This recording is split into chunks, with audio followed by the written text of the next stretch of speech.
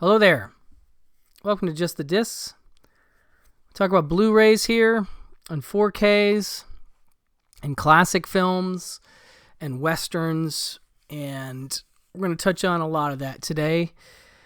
We are talking about the new 4K UHD version of Winchester 73 from Criterion. A pretty great western that was directed by the great Anthony Mann, starring James Stewart, and this is one of a bunch of collaborations that Anthony Mann and Stewart had. There's a really great commentary track on here. I'm not sure where it says it's recorded in 1989, so I'm not even sure if that was like for a Laserdisc or what that would have been for, because it's so old. But obviously Stewart was still alive then and has a lot of interesting insights about his career and about Anthony Mann. And one of the things that he notes about Mann, but about directors that he personally as an actor liked, was he liked directors that didn't move the camera that much. And Anthony Mann was one of those directors. He was about the shot. He was about putting the camera where it needed to be for a scene and often keeping it there. And he is a master craftsman on his own level, and a director who had a really neat and varied career in a lot of ways, because he had multiple phases of his career. Like he had, he's working in the early 1940s, but he has like those great noirs, like, T-Men and Raw Deal. And was he Walk by Night him? I can't remember if that was him actually now. But that was right. I don't think that was, but that was right around the same period. But so he has this noir stuff he's doing. He then does a ton of westerns. By the way, Reign of Terror, totally a non sequitur, but a movie that Joe Dante has recommended, and which is like a period noir, like almost like a costume period kind of noir thing. Really cool movie. Part of one of the Blu-ray sets for, was it? I'm going to forget the name of the set, but there was these little blue noir sets that were cheap. It might have been from one of the smaller companies, but it's part of one of those, and it's great. So I just have to call that out. He's a director I really like, and I'll be talking about The Tall Target, which just came out from from Warner Archive, which is a really great, proto-assassination thriller, in 1951, all about the assassination of Abe Lincoln. But so anyway, he did a ton of westerns, starting with but with like The Furies, and then Winchester 73, both in 1950. And then he would go on to do a bunch of movies with Jimmy Stewart. So he would do Winchester 73. He'd follow that with Bend to the River, which is really great. And which, coming back to one thing I heard in the commentary, there is screenwriter on this movie, Borden Chase. And Borden Chase was a novelist and screenwriter who worked a lot in Hollywood in the 30s, 40s, on up. And he, of course, penned Red River, or at least he contributed to the script of that. And I think eventually he and Hawks had some disagreements, and he was replaced. And then apparently he went on to write not only Winchester 73, which is very good, but he wrote Bend to the River, which was kind of his chance to redo Red River in the way that he wanted it done. So anyway, Red River is next, and then we have The Naked Spur in 53, Thunder Bay in 53, The Glenn Miller Story in 54, The Far Country, another Western, in 54, Strategic Air Command in 55, and The Man from Laramie, also in 1955. And as much as James Stewart is a big actor that people know and talk about, and these westerns are known. I feel like lately, surprisingly and in a good way, more press has been given to the renowned westerns, the Bud Boetticher westerns that he did in the 50s and 60s, and a little less attention I think has been given to these great 50s westerns that Anthony Mann did, which are have a little better budgets, and which are really interesting in the types of characters that James Stewart plays. This is after he was coming back from the war, and he was finding it a little tricky to get his foothold in the industry again, which is surprising. But he'd been out for 4 years, and but Winchester was apparently a surprisingly big hit, and I think he got a little bit of the back end on it. And then the rest, they're just really great westerns. And if you're used to the more comedic Jimmy Stewart, the one that plays in It's a Wonderful Life, although that movie gets pretty dramatic, or Philadelphia Story, or things of that nature, this is a much more dark, introspective, less appealing in a lot of ways, characterizations that Jimmy Stewart is doing in these films. In this case, in Winchester 73, it's all about this character that he plays who has come to Dodge City, I believe, for a shooting contest for this wonderful, they call it 1 in 1,000 Winchester rifle. It's like they said, like every once in a while they get it exactly perfect, and that's what this rifle is. So he's there with his buddy, who's played really well by Millard Mitchell. He plays high spade Frankie Wilson. Jim Stewart is Lynn McAdam.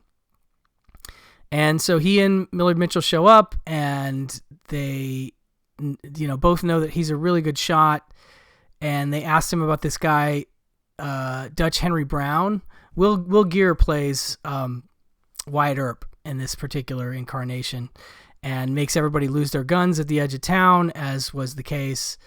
So they ask him about Dutch Henry Brown, and he's like, I don't know the name. And then he sees the guy, and they both like jump up and reach for their guns, which they don't have because they've been taken. And you realize that they know each other and they have a history. And I'm not going to get into the specifics of that history, but it's a dark one, and it's a very vindictive history that they have. And they basically are in it to kill each other. And so they end up being the two main, last men standing in this shooting contest that'll win them the rifle, the Winchester 73. And Jimmy Stewart pulls it off. Dutch Henry Brown takes the rifle from him, and then it becomes sort of a quest to get the rifle back, and we see the rifle change hands more than a couple times. And it's fascinating to see where it goes, because the movie goes from being a contest movie to a siege. There's actually a Native American siege section of the movie, and then there's even more stuff with following the Dutch Henry Brown, played by Stephen McNally really well. And Joe McIntyre shows up, and Rock Hudson plays a Native American in a questionable turn, but J.C. Flippin is in here, and Shelley Winters plays Lola Manners, and she's part of this fabric. She's not exactly the romance, not exactly the, it's not the lady of the she's the lady of the story, but they don't make the romance a focus. It's really more about the rifle and where it goes, and the conflict between McNally and Jimmy Stewart. And fascinatingly, Dan Duryea shows up. I want a fascinating choice, because he's an incredible actor and one of my favorites, especially in villain roles. And he did this movie called Ride Clear of Diablo, which is, I think, 4 years or so after this. But he's playing almost the same giggling, but very malevolent outlaw character. Although he's a little funnier in Ride Claire Diablo, which is one of my favorite westerns, period. But he's really doing that character here. And so he shows up like at the last third of the movie, and it's like the movie gets like an extra boost from him showing up and being part of the mix. As usual, there's sort of a mission of a robbery that's involved, but it really is such an interesting movie because it goes and becomes different things, and Jimmy Stewart's character is pretty dark, pretty determined, in this way that's really interesting. And if you were used to his previous characterizations, this would be something that would stand out as a little different. But it's interesting because Jimmy Stewart doesn't necessarily see it that way, it sounds like, from the commentary, or at least not from the way he approached the characters. But I think it's hard to deny that these are not like the same kind of things you're used to seeing him do. But again, this group of Westerns between him and Anthony Mann, I think, is one of the great, actor-director collaborations, maybe like ever. Like really, really good stuff. All of them are good. All the ones I listed, the Westerns especially, are really, really strong, and usually about some kind of revenge. But I'm a big, big fan of Winchester 73. And this is a nice looking 4K. It's a 4:3 transfer, but a beautiful black and white. Obviously, you get your Blu-ray and your 4K here. And then in terms of extras, this 4K restoration was undertaken by Universal Pictures in collaboration with the Film Foundation, and it looks great. Includes an audio commentary with Jimmy Stewart and film historian Paul Lindenschmidt, and a new interview from film programmer Adam Pyron on the portrayal of Native Americans in the Western genre, as well as something called Forces of Nature, Anthony Mann at Universal, and that is a full-on, little doc about him and the different phases of his career, including the Westerns, and so it's more of a neat little overview of his stuff. And then you have the Lux Radio Theater adaptation of the film from 1951 as well, plus an essay by critic Imogen Sarah Smith, who I've championed here on the channel and who I really like. And so I'm just going to read a little bit of her. It's called Under the Gun. That's her essay that's included. In 1873, the Winchester Repeating Arms Company released a new model of rifle it marketed as the gun that won the West. That same year in California, the photographer Edward Muybridge first successfully captured a high-speed exposure of a galloping horse.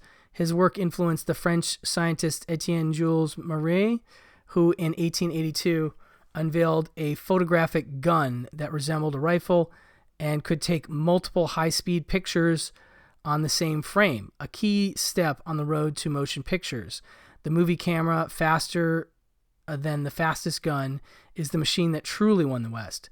It produced mythic images that overrode reality, but in some filmmakers' hands, it could darken the shadows, sharpen the details, and shift the perspectives in those images.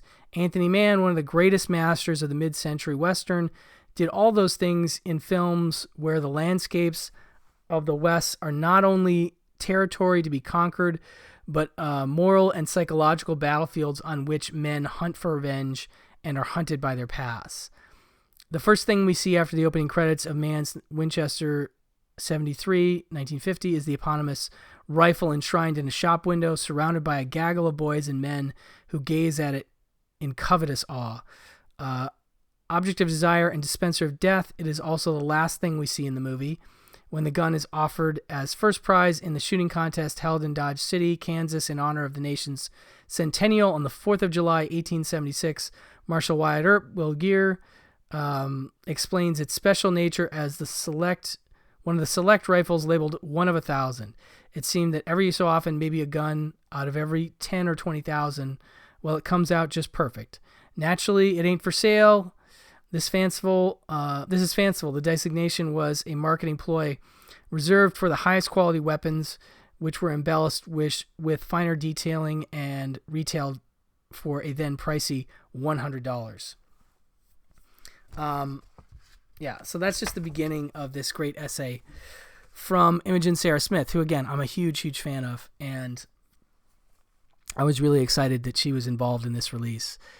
But yeah, it is just one of those movies that really shows a certain economy in not only the dialogue, because Board and Chase has a certain economy in the amount of words that he uses. Like there just aren't a lot, things are expressed in smaller terms, in short sentences, in one or two words sometimes. And I think that's really sometimes an indicator of a great writer who's able to cut out all the potentially extraneous stuff and just leave it with one or two words, sometimes and often enigmatic in their meaning, and that you can read the darker angle on it, but it's not necessarily explicitly stated. And I just really enjoy dialogue like that. And I think that complements Anthony Mann's style of filmmaking really well, because he is a filmmaker who, again, doesn't move the camera really, is able to just find those tableaus, those great backgrounds for the drama of the scenes to play out in front of. And yeah, he's just really good at that. And I think, in terms of casting, he really figured it out for all these Westerns. They have pretty great casts, and some of them have some folks returning, like John McIntyre shows up again, and some of these other actors show up in some of these other Westerns, and he just is able to really use them well.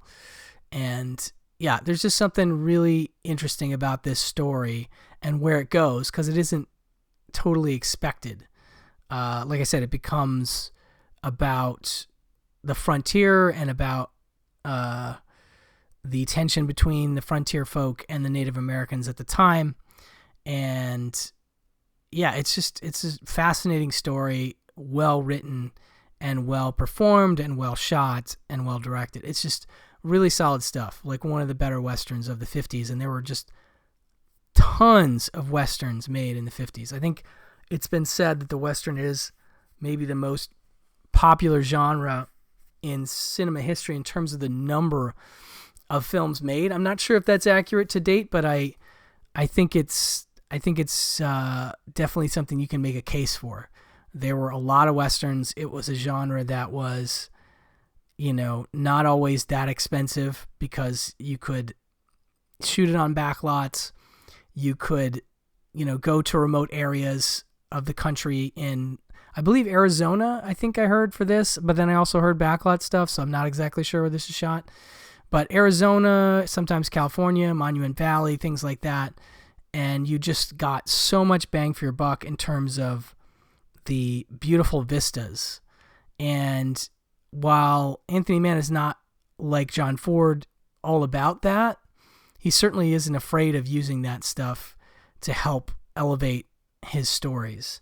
And, just per capita, like, I just really love Anthony Mann Westerns. I think, like I said, they are, for me, if you take this group of whatever 5, 6 that Jimmy Stewart did with Anthony Mann, and then you take the Bud Boetticher Westerns from around this time, and you take, the Sergio Leone Westerns, like, there's this great period in the late 50s into the 60s. Well, early, I guess you'd say, because this comes out in 1950, 50s, 60s, where we're sort of at a point where we're re-examining the Western and starting to do things a little differently, a little darker, a little more real in some ways. Because, I know shows like the Costner Western shows have certainly addressed how difficult it was just to live back then. Just everything stripped down in a way. It's just so, I don't know, it's such in a way, such an American genre that we've always really, as a collective culture, enjoyed. And so it's neat to see the success of things like those television shows with Costner to this day. And, it's just a genre that's always been very special to me. And so this is one that really stands out as a favorite, and a really nice release of it at that. So here's hoping we get some more of these Anthony Mann Westerns 4K releases from Criterion, because this is a real gem. And thank you so much for listening, and I will talk to you soon. Bye-bye.